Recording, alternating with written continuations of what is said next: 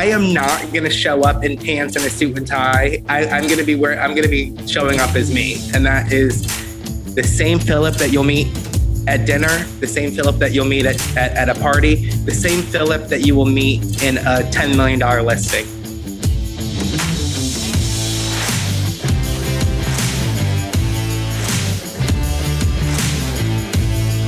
So the question is this: how do most agents find the secrets to succeed in today's competitive real estate market, especially when the top agents are keeping those secrets to themselves? That's the question, and this podcast will give you the answer. Hi, I'm Aaron Amuchastegui, and welcome to Real Estate Rockstars.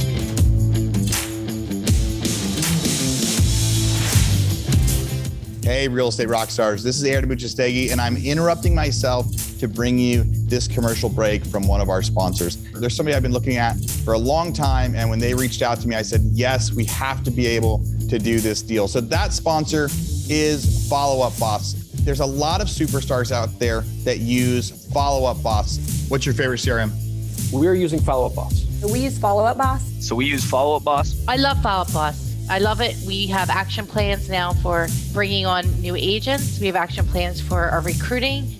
We call them action plans in Follow Up Boss, which will trigger tasks for the agents to do as far as calling. Follow Up Boss I like more for the integrations with everything, MailChimp, Call Action, all those different products. I will say we used Sync and we switched from Sync to Follow Up Boss. Honestly, the greatest CRM I've ever used. I've used Brivity, Sync. I've looked at Boomtown, like Real Geeks, just a bunch of different ones. But me personally, I fell in love with FUB about 7 months ago when I first started using it. I've used Boomtown. I've used Line Desk. I've used Conversion. And I think Follow Up Boss gives you the most integrations that are simple, and it gives you the best ability to go and integrate large things into one single solitary platform.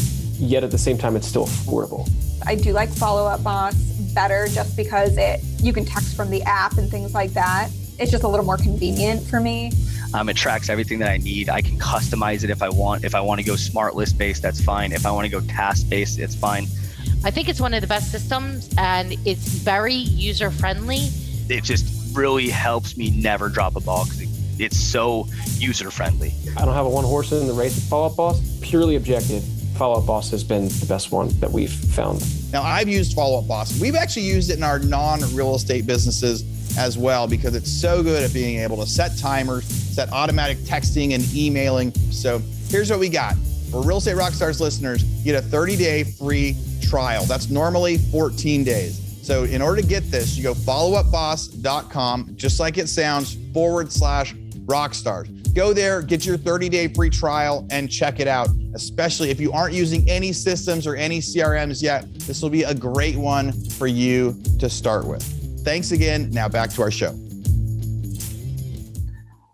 All right, Real Estate Rockstars, welcome to the show. Today we've got Phillip Salem, who is one of the top Compass agents in New York City. He sold $45 million in inventory last year. He is most well known by his hashtag Not Your Basic Broker because he is just huge on delivering a genuine and authentic version of himself to his clients, building trust through that authenticity, and giving matter-of-fact advice to his clients that has led to extreme success for not only himself, but his buyers, his sellers, and in one of the most competitive marketplaces on the earth. So, Phillip, welcome to the show, sir. I'm excited to talk to you. What an intro. Thank you so much for that very kind intro. Absolutely. Absolutely. So I read in your bio, you didn't start in real estate in New York. You started in fashion. Is that right? Yes, that is correct. And somehow I ended up in this crazy real estate world. That's fantastic. Yeah, I graduated from the Fashion Institute of Technology. I moved out here after high school. I actually went to a college in Florida for 1 year before I came to New York. And I always wanted to pursue fashion. So I went to FIT and I ended up opening up a clothing store in the meatpacking district. And after 5 years, the landlord came in and said that we actually got landmark approval to tear down the building. So you got to get out. You have 90 days. So closed my store. He was my fiance at the time. He's now my husband. And he was like, why don't you become a real estate agent? My aunt is a good agent in Florida. You have a similar personality. You already have the client base. So it kind of just makes sense for you to do real estate. So I was like, all right, I guess I'll try it. I went to real estate school, got my license, and 5 years later, here I am talking to you on Real Estate Rockstar podcast. And I'm sure we'll fill in those 5-year gaps on this podcast right now. Yeah, absolutely. So obviously background in fashion, that first of all, moving to New York City out of high school, that is bold. Where were you from originally? I'm from Akron, Ohio. It's a town outside of Cleveland. I'm not sure if you're familiar with it, but we're like a big little city. Yes, I went to high school with LeBron. We went to the same way. Yes, I went to St. Vincent, St. Mary. Wow, that's cool. Were you there at the same time as him when all that craze was going on around him? It was crazy. My brother graduated with him. My brother and him were in the same class. I was a sophomore when he was a senior. So it was a very crazy high school experience, and I'm very happy for him. The That's biggest cool. athlete in the world. Yes, and he's going to need some New York City real estate. So LeBron, if you're listening. I know, right? I need that like $75 million buyer. There you go. So, okay. So out of high school, you want to pursue fashion, you go to college in Florida, and then after a year, you transition to New York. I feel like having to kind of pull yourself up by your bootstraps in New York, as so many people do when they get to New York City, you learn sales in a very tough environment, and you probably have to learn pretty quickly, I imagine. I learned sales from a very, at the beginning of my New York experience. I came here when I was 19. My dream was to work at Barney's New York, RIP Barney's. I'm not sure if you remember Barney's, the department store. They've now closed. But I started doing luxury sales in fashion there. And then I transitioned into luxury sales in my own store. And then it kind of just was more of a seamless transition. Instead of selling clothing, I'm now selling an entire lifestyle. And if I stayed true to those, core beliefs and values of what I believe is exceptional customer service, it would translate into real estate. There are 30,000+ real estate agents running around this island of New York City. So the competition is crazy, but really standing outside and being true to your authentic self is what has made me become as successful as I am. That's amazing. Yeah, it's easy to conform to what you think you should be, or what real estate agents look like on TV, or maybe the ones you know. For me, so my brother is one of the top agents in the whole country. And wow. He's had over $1 billion in sales. He's 30 years old. That's amazing. Congrats to him. Yes. Yeah, he's impressive. And so for me coming in the business on his heels, it was like, at first it was a struggle to find that authenticity for myself and to be comfortable in my own skin and kind of set myself apart. Did you ever struggle with that? Or were you just from day one, you're like, you know what, I'm going to be me? That is the greatest question that I could answer right now, because speaking of Barney's, I remember when I, passed my test and I joined my first firm, I saw how real estate agents looked on TV. I saw how they acted. And I was like, okay, I need to wear a tie. I need to wear a shirt. I need to have a briefcase. I need to, be a little bit more bold. Me, 5 years later, you will not catch me dead in a tie. You will not catch me dead in a suit. You will not catch me dead in pants if it's over 60 degrees. I do not wear pants. My threshold is 60 degrees and I'm in shorts. And that's who I am authentically. I like to express myself through fashion, and whether it be more feminine, that is who I am. But there are days when I want to be a little bit more masculine, and that's who I am. I really try to break that mold of a typical real estate agent. I'm doing quotations because that's what we see and that's what we believe. No longer am I adhering to those, to me, they're a little bit dated and they're a little bit more of trying to conform to somebody that you're not. It's so funny because when I show up, I was just in appointments today. I'm wearing a sheer, it's kind of sheer. You can't really tell on the Zoom. It's a sheer black tank and I'm wearing this like pink overcoat. People look at me and I'm in sparkly white shorts right now. and I have these big red sunglasses. And your hair's blue. And my hair is blue. Yeah. My hair is blue. Good catch. I forgot that it was blue. I just got it done. And people like, are you the real estate agent? And I say, yes, you can check my credentials because I was just ranked, and I say this humbly, in the top 200 of all real estate agents in the New York State on sales volume. So when people see somebody like me who is an out queer person, they're like, I could be that and be myself and not adhere to these normatives that people tell me how real estate agents should act and should look. So I really just started believing in myself and becoming who I truly am, and not listening to all the noise and the BS that we hear, not only from agents, but from also clients. Because a lot of clients, or potential clients will look at me and be like, I don't want to work with him. He's weird looking, or he's queer. Like, why is he wearing these long, big hoop earrings? Again, an example. But I'm not going to change, because even if somebody has a $10 million budget, I will not work with them if they don't appreciate my true authentic self. I've lost clients over it. I have lost clients who might look at me or see me and be like, I can't take him seriously because he's wearing shorts. It's just so funny. I would rather show up chic and sexy to a listing than sweaty and gross. You know what I mean? Especially in the 100-degree weather in New York, it could be 100 degrees. I am not going to show up in pants and a suit and tie. I'm going to be showing up as me. And that is the same Phillip that you'll meet at dinner, the same Phillip that you'll meet at a party, the same Phillip that you will meet in a $10 million listing. I just went on a long tangent, so I hope that made sense. Yeah, no, it absolutely did. And I'm curious too, as you kind of stepped out of that mold of like, oh, this is what I should be. And then you were like, no, I'm Phillip, I'm me. I'm going to wear my hot pink jacket and I'm going to dye my hair blue, and I'm still going to sell $45 million in real estate and crush it. That during that transition of like just stepping into your own, did that catapult your business, or did you see it grow, or did you see any pushback and you had to overcome it? I mean, I'm just curious on how that affected your sales. I was lucky enough where once I started believing in myself and started being true to myself, my business quadrupled. Wow. So I started to go along with that. I started really doing a lot of marketing and authentic marketing behind that.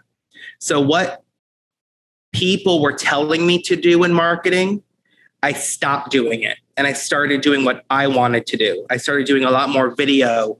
I started doing ads all down Chelsea, me in a hot pink latex ensemble with pink hair, and the hashtag was not your basic broker. I was doing mailers to people in that same outfit and sending that hashtag not your basic broker, scan this QR code and it'll take them to a video of me introducing myself, and not just selling myself, but basically telling them, I'm Phillip Salem. I love dogs. I'm a huge animal advocate. I also love Mariah Carey, and I would also love to sell your apartment, because real estate is all about a relationship. People want to know who you are. If I was like, hey, I'm Phillip and I love numbers and I love learning about, I don't know, sports, that's not me. You know what I mean? And I guess people might say, well, you need to know about this stuff to be successful with this type of client. Not me. I will be myself and I will market myself with more innovative and more fashionable marketing to get clients who get me and I get them, Yep. There's been so much marketing that I've done that have been a bit more authentic than what people have told me to do in the past. And so what were some of those marketing pieces? I mean, obviously it was you in the hot pink suit. Were you leveraging past sales, or were you just saying, hey, this is who I am. Come get to know me. Let's talk real estate. Let's talk fashion. It's so funny because I didn't even publicize how much I did in sales I just started these ads about 2 years ago. I probably did about 10 million a year when I had those ads up, and I've done 45 in the last in 2021. I'm on target to do that same number this year as well. So it was more about, this is me, this is who I am, And I will not do an ad of me in a suit and tie pretending that I'm on the cell phone. That's not the ad that I'm going to do, what other people told me to do.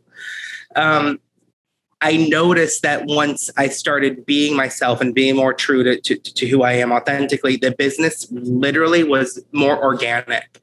Rather than me trying to explain to somebody, why do you have blue hair? Why are you wearing shorts? Why do you talk the way you talk? All these questions that I truly have been asked before by prospective clients or prospective buyers or people that come to an open house, I'm done explaining. What you see is what you get. If you don't like it, you can move on to another agent. I'm not doing this game anymore. So I think in the beginning of my career, I really had to sell myself. And it's funny because I think we determine success differently. Maybe in 2023, I might not do 45 million. I might do 10 or 20, and that's okay. As long as I determine success by being who I am and, continuing to do the best that I can, that's what matters in the end, but hopefully I continue this trajectory upwards, but if not, it's okay. And all we do in the end is we do our best. Yeah, 100%. I love that. I love that so much. That's amazing. Thank you for sharing that. Of course. What I'm wondering is because for me, I kind of went through a similar stage of just stepping into my own and gaining that confidence that came with being like, I'm me and I'm okay with being me. I'm okay if you don't like me. Yes. I'm okay if you love me and we click. That's great. Yeah. But I'm me.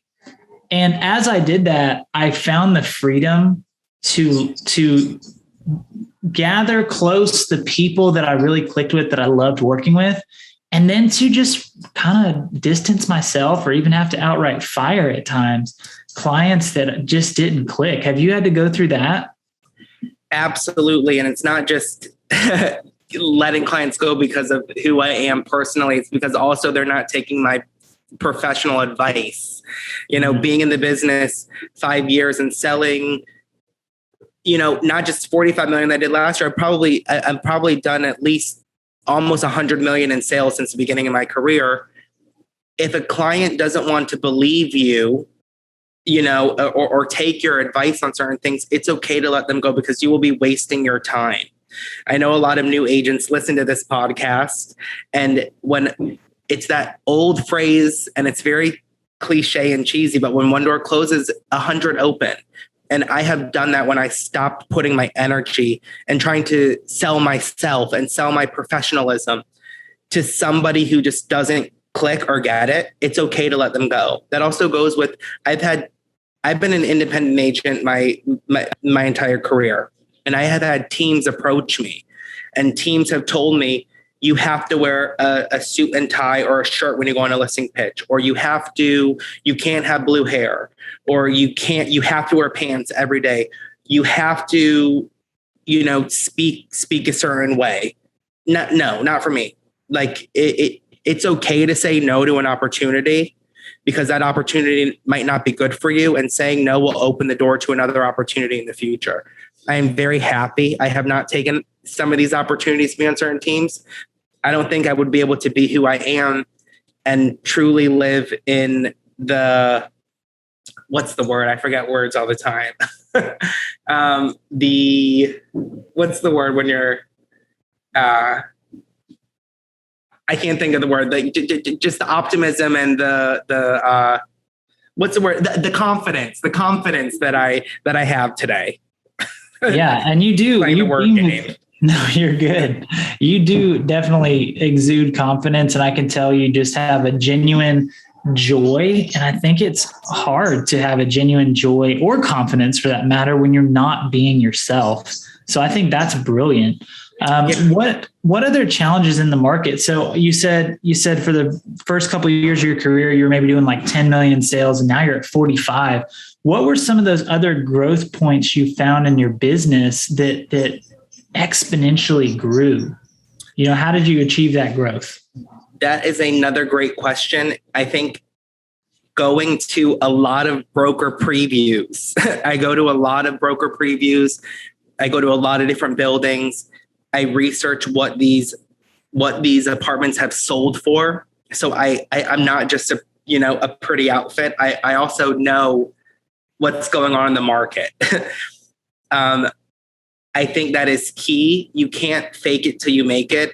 And I have heard that saying so much in real estate, and it kills me, because I remember when I was first doing these rental deals, my first year, I was posting, I just did a $2,000 rental. I just did a $3,000 rental. Were the $10 million buyers calling me then? No, but I knew that I had to work up to that, because I was not faking it. I was not saying, oh, I just sold this $10 million house, because I didn't. And I see a lot of real estate agents do that on Instagram. And I don't like that. It's not for me. It's not how I do my business. So really learning the market and being involved in it and going on as many previews as possible. And really being, again, I think the key word is authentic, staying true to what you've done in sales and what you've done in rentals, and posting the truth about it rather than the falseness about it is what's really made me where I am in my career right now. Yeah. And it makes you trustworthy because Yes. you're honest. You're not BSing anybody, pretending to be something you're not, whether it's in your sales volume, whether it's in the way you present yourself and dress and talk and act. You're like, look, I'm me. And that allows people to instantly build trust. And something you're saying is so cool, because we recently interviewed one of the top Compass agents and one of the top agents, period, in the Austin, Texas market. His name is Matt Holm, and he's phenomenal. He does over 100 transactions a year. I mean, he's just Crazy. a monster. Yeah. And I asked him, I said, what do you think a new agent needs to do to start really getting their business going? And he said 2 things. Do what you like around people that you like. So be your authentic self. If you don't like golf, don't go learn to play golf. Right? I love that advice. I love that advice. And I have taken that advice. I have about 4 parties a year, and I invite all my clients. And I have music and vegan food, which I love vegan food. I love music. I love fashion. I have at my last one, I had a magician come. I love magic. So I have people come to spaces that incorporate things that I love. And there I have outfit changes and nails. And, I think the next one we're going to have drag queens. Why would I not do that if that's what I like? I can see somebody telling me, I remember even in high school, all the Normaners who will say, Phillip, you need to learn how to play golf, because that's what businessmen play. I am a business and I am a businessman. You know what I mean? And I don't play golf.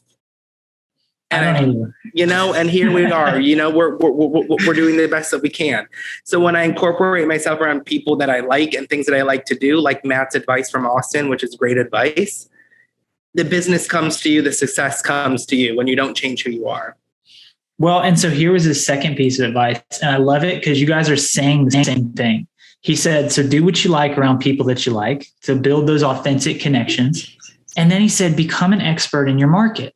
Consume media about your market, consume media about the broader real estate market as a whole. Just pick up little nuggets that you can drop in conversations to educate clients genuinely, and you'll become their real estate advisor. You'll become an expert they depend on. And guess who they're going to call when they're ready to buy and sell? Me. That's right. That's right. And that's the same thing you were saying. You're like, hey, go to the broker opens, go to places where you can start picking up knowledge about your market, and don't just fake that you know stuff, go learn stuff. Yeah. And also do marketing that you enjoy. So I love going out to eat. I love shopping, and I like helping people buy and sell apartments. So I did this show called 3 Things with Agent P, where I would go to different neighborhoods. And I literally, you wouldn't even know that I'm selling an apartment until you get to the end of the 1-minute episode. I'd start at my favorite restaurant in the neighborhood. I go to my favorite clothing store in the neighborhood. You would see me eating the food. You would see me trying on the clothes. I would end up in my favorite apartment in that neighborhood. So I'm selling an entire lifestyle. Okay. And the title of the show is called 3 Things with Agent P. I'm showing you 3 things in my favorite neighborhood, and I'm selling you an entire lifestyle. So when you're knowledgeable of not only the neighborhood, people are going to ask you, where's the best place to go eat? Where's the best place to, and I like these neighborhoods. I want to sell in these neighborhoods. So I'm blasting these out on my IG. I'm blasting them out on YouTube. I'm sending them out to my email blast. So when people are like, oh, I want to buy in Chelsea. Phillip just did this episode in Chelsea. He showed this fabulous apartment. He just showed me all these places to go in Chelsea. I'm going to call Phillip. And you wouldn't believe how many people shut down that idea when I first came up with that. They're like, that's the stupidest idea. Nobody cares about this. Like, nobody wants to see you do that. And now here we are. Yeah, no, Phillip, you need to be in a suit on a cell phone playing golf. That's the only way you're in real estate. Not me. Yeah, no, that's amazing. It's so similar to here because my market, we have a bunch of little segment markets that are all really high end. All the neighborhoods are very close to one another, but very different. And they cater to very different needs. And selling the lifestyle is so big for us here too. I think it's big in almost any market, even if it's a rental market, because you got to sell that lifestyle to renters too.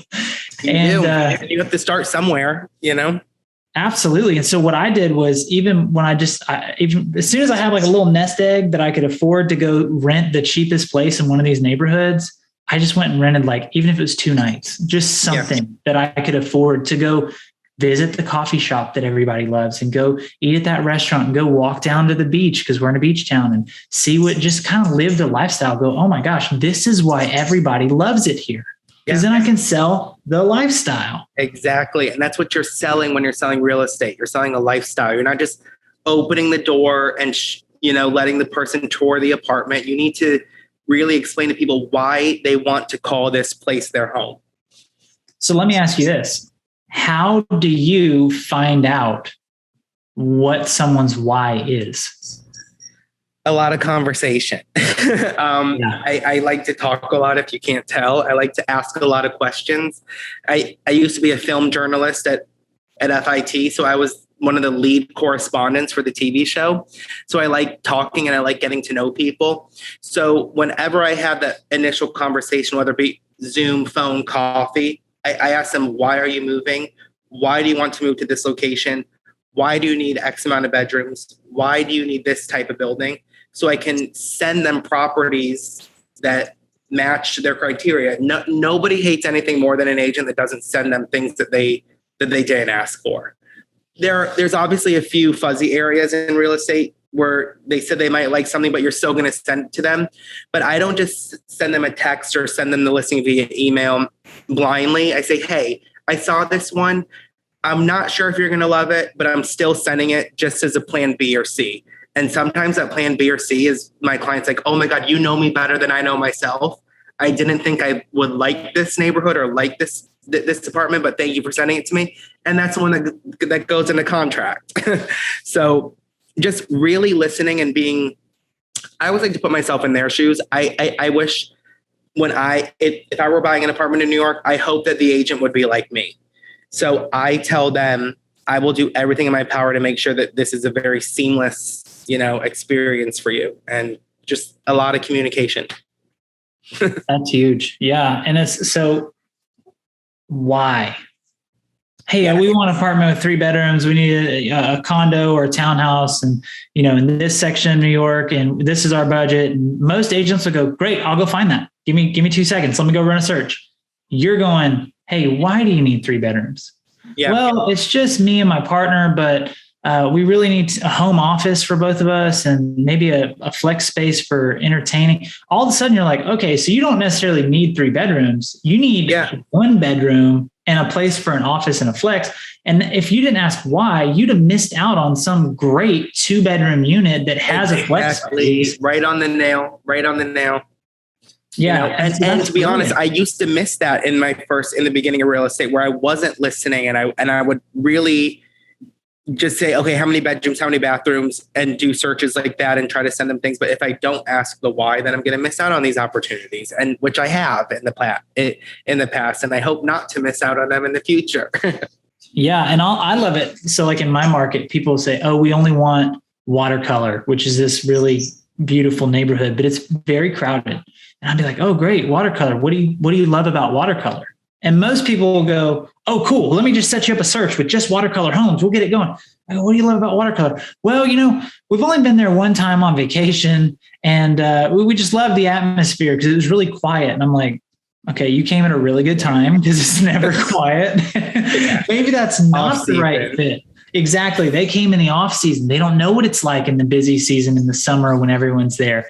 And so that why question has been huge for me in my business. It took me, it was one of the things that, so I was like you, I was doing 10 million and then I did 12 million. I was like, dang, I was really hoping to do a bigger jump than 10 to 12. Yeah. When I started asking why, I went from 12 to 35 real quick. That's so good. Congratulations. That's so good. Thank you. And so, yeah, I think that's huge. And so one other thing I saw in your bio is you're huge on animal advocacy. And could you just share a little bit more about that? I've heard your beautiful dogs already. Oh my gosh. And, what's the story? So I became heavily involved in Animal Haven, which is a dog shelter here in New York, when I saw one of my friends posted that they were walking dogs in New York. And I was like, wow, I love dogs. I want to do this. 5 years later, it's literally around the time that I started doing, selling real estate. And I just fell in love with being around animals and caring for them. And it's such a humbling experience. And when you're in New York, whether your job is anything, fashion, banking, real estate, it grounds you. It makes you realize that there's a bigger picture in this life. And since I started volunteering there, we have fostered over 25 dogs. We've adopted 3 dogs. I dedicate at least minimum 1 day a week to volunteering there. And it's just changed my life. I'm a huge animal advocate and I love dogs, which is a huge thing about me. And I've met so many great people volunteering. So it goes back to that thing when people surround yourself around people who you want to surround yourself around, do things that you like to do. I genuinely like volunteering. And again, it's just an additive bonus of this. I've gotten 7 million of my deals from being at the shelter and just meeting people at the shelter who appreciate what I do. I appreciate what they do for the shelter. And they just so happen to need an apartment in New York City. And here I am, That's amazing. I was going to ask if it had led to any deals because I figured it had. That's so cool. $7 million off doing what you love for a charity or just out of the goodness of your heart, really. Exactly. Yeah. So again, that's not why I volunteer, but it's just crazy how it's a full circle experience when you do things that you like, good things come to you. 100%. And, also, I'm curious just to circle back. You said, hey, in the beginning, I was doing these apartment deals for like $2,000 and $3,000 a month. And now I've got $10 million clients calling me. Yeah. What were some of the pain points you had and some of the breakthroughs you had in transitioning from the lower end of real estate to the luxury end of real estate? So I think in real estate, agents get frustrated very easily. I am one of those agents that would get frustrated very easily, or I would want to be at the next level in my career quicker than how it was. But I think to go back to your question of pain points, it's realizing that things take time. And if there is any advice that any new agent is listening to this podcast, you have to be patient. It's too many times where I meet new agents and they're like, I'm going to sell 15 million in my first year. If you have that client base, I applaud you and honestly go for it. But you need to build the credibility. You need to build the knowledge. You need to know what you're doing and what you're talking about, because I have seen a lot of agents not know what they're doing. And I feel bad for their clients because they're not getting the apartments that they want, because they don't have the experience and know how to close a deal. So it's just being patient. Again, like my first deal was actually my husband's best friend. It was a $1,600 deal in Queens. And 3 years later, she ended up buying an apartment with me. So she went from my first deal, which was less than $2,000, to buying an apartment with me just last year. And she's referred me so much business. So it's paying your dues, putting in the work, realizing that these little deals will get you to big deals, and the rest is history. And being patient with yourself too. Yeah. Truthfully, I think some of the best learning happens on the lower end of real estate. Everybody wants to be the luxury agent, which is, look, we all want to be the luxury agent, right? Yeah. It's great. But I learned the most on the small deals because they end up being the toughest ones. Was that kind of your experience too, or is that just me? Always the rent, like doing rentals and going through all these hoops and jumps and the issues that go along with New York real estate and the condos and the co-ops and the board packages. Thank God I did those small rental deals, because if I had this, even $2 or $3 million buyer and I didn't know what I was doing to navigate a co-op or a condo, we would have lost that deal. So I'm thankful for that $2,500 co-op rental that took 2 months to get $1,000 paycheck for, because I was able to navigate my buyers through that, in the future. Yeah. Or even worse, right? Like you drop the ball on something, or you don't quite know some of the verbiage in a contract. Yeah. And it ends up biting you in the butt. You'd so much rather learn that the hard way on a small deal than a multi-million-dollar deal. Oh. And to be honest, I have made that mistake in the beginning in a multi-million-dollar deal, and thankfully we've rectified it, but it could have been a much bigger disaster. So experience is key. Yes. Yeah. Because the multi-million guys, they're more litigious than a 1,600 month renter. Exactly. And you're dealing with families normally, and you're dealing with timelines, and it could be very bleak if you make a mistake. Yeah, agreed. Do you feel like, because for me, I've always wanted to be a listing agent. I enjoy listings, but I learned the most running buyers around and figuring out what they wanted, learning different condo buildings or different neighborhoods, because you see so much more inventory, or at least that was my experience. Do you feel like working with buyers is the best way for a new agent to learn a lot quickly? The absolute best way. It is the best way. You answer the question. You see so many apartments. You see how a listing agent, and I have actually learned a lot from mistakes that listing agents have made. They're not prepared. They don't know about the building. So I always like to have an FAQ sheet before the buyer even steps foot in the door. I give it to their agent. I say, hey, here's an FAQ sheet to give to your buyer before they step foot in the door. So they're not asking how many units, what's the reserve, what's the sublet, what's the, how many apartments are on this floor. They know that before they even step foot in the apartment. And it actually makes them feel better. Like they know the building and they know the apartment before they even step foot into it. So dealing with a lot of buyers and seeing how listing agents have acted has helped me throughout my entire career. Yeah, I love that you're giving them that frequently asked questions sheet on stuff, because in the beginning of my career, I knew nothing, and I was hoping to God the listing agents knew more than I did. Yeah. And you taking the time to prepare you were so ahead of the curve on that.